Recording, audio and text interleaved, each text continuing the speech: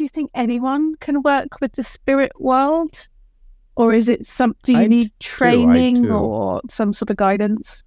I think even if you can see the spirits naturally, which a lot of us have lost that ability, I think it's a human ability that we just lost, because I think at the animals see spirits. I mean, how many times have you had your cat or your dog start like chirping or barking at something in the air? I mean, exactly. That's spirits. I think some of us have lost that talent. I think we still have it. It's kind of like your bicep. If you don't exercise, it atrophies. If you practice, it becomes stronger, right? So I do think that training is important. I think that teachers also, one of the things about a teacher, if you can find one or an author in a book, is they help you troubleshoot. So if you're like, oh, to do this is complicated, you can have a teacher say, oh, okay, so try this, let's do this, let's work together.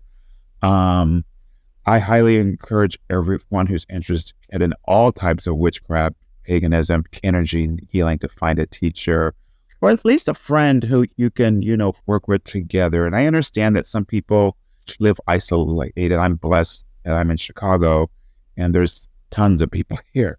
Some people I've talked who are in like Kansas or some isolated rural places, they don't have those connections, and that's where I think that I'm constantly telling people, take online classes. And I've been studying this for 32 years now, and I take classes all the time.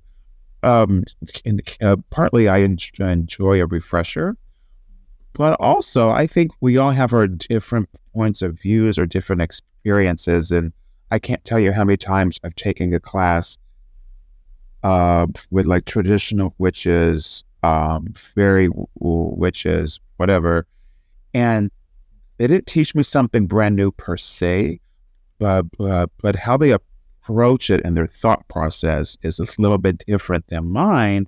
And I thought, wow, I'm so glad I took this class because I learned something today. I learned a different approach, or I was inspired to try something new and different. So, I get it. I get when people say, oh, I'm isolated. I don't have anyone, online classes. And I know a lot of people are like, well, sometimes they're pricey and things. Well, okay. But I ask them, what are you willing to give up, to sacrifice, to do the spiritual path, And the other thing I found a lot with, especially with teachers, if you contact them on Facebook and say, hey, your class is $100. I can't afford $100. Is there any way you can do a sliding scale? Or is there any way that we could figure something out? Or what can I do for you? I have a friend who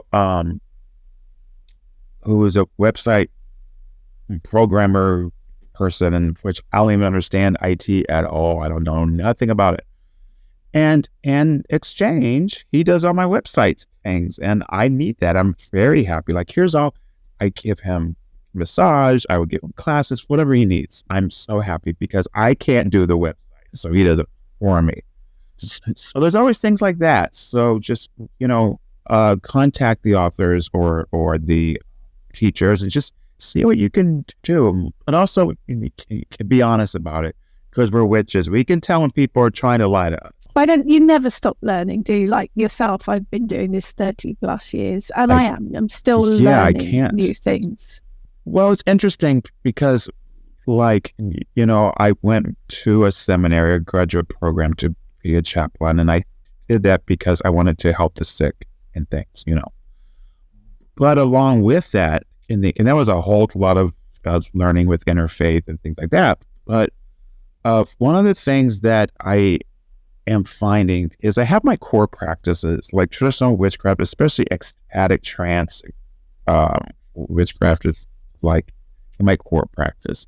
But with that, I'd like to learn new things, like I have a ceremonial magic background. So, I'm learning hoodoo. And if you don't know what hoodoo is, it's a Southern American, folk practice that incorporates some African spirituality, indigenous things with the herbs and things, and then like ceremonial magics. We use the sigils, we use Solomon's seals all the time. And so I thought, let me learn more about that so that I can, and not necessarily do hoodoo in my practice, but inspiring myself to create something new. So I'll do things like that all the time, or thought forms. I'm very interested in thought forms right now. And I've learned all these things like 20 something years ago, but I'm like, let's revisit this. Let me go deeper. Let me learn more. Let me have conversations with people. And I think anytime you learn something brand new or revisit something, you see it in a deeper level. You go further in the mysteries and the magic and the connection. Because, one of the things I tell students is, whatever I teach you, look at it again in a year and see if you could see it on a deeper level. And like, even in my own core training, I learned the 4 elements. I learned neo-paganism, witchcraft, trance. I'll go back to those old teachings. I'll say, how can I connect on a deeper place? And it's been helpful. It's been really helpful. I think you make discoveries too, don't you? Hoodoo I love. Yeah. But when I looked into hoodoo, I realised that there were so many similarities with the folk magic, the British folk magic that I was doing already. Well, that's it. Exactly. Because they had been influences there. So it is. You make discoveries and I'm doing that already, but with a slight twist. Yeah, it is fascinating. Well, that's the thing. Exactly. Like, for example, in hoodoo and European witchcraft, you use Solomon's seals, you use the puppets, you use the sachets and the herbs, and you use sigils, and you use the candles and oils and things like that. And so you start to see those connections and see where we're similar. But at the same time, we learn to respect the differences and we're in the cultural practices and things like that, and what it means for that culture,